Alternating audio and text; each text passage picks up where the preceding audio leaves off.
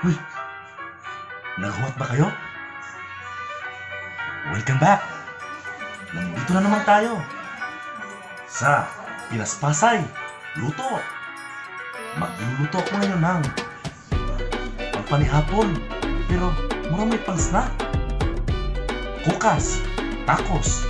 Simulan na natin. Ang una kong gibuhat, maghihimo ako ng salsa para sa tacos.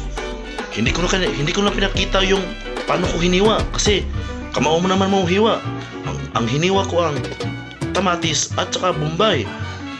Titimplahan ko ang salsa ng limonsito at saka salt and pepper.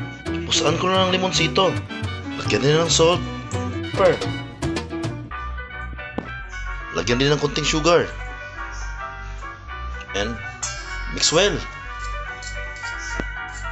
Bago ko tatapusin, sasayaw muna ako.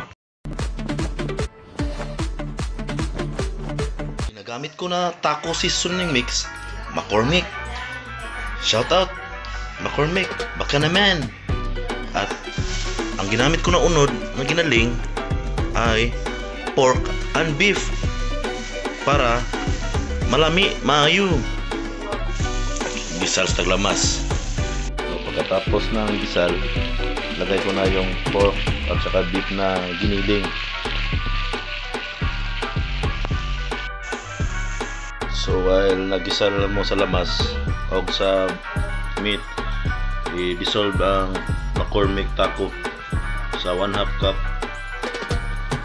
water and put a little bit of paprika to guys.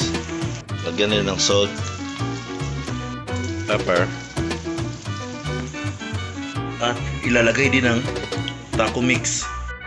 At nahalo ko na lahat. Ukayin ko na lang at saka hanggang wagtang ang sabaw. While nagbubuka na siya, pabuto na siya kaya mag-prepare tayo ko ni pasay na piste ba ni.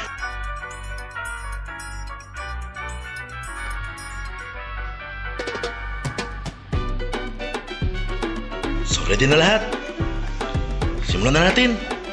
Kaya na tayo.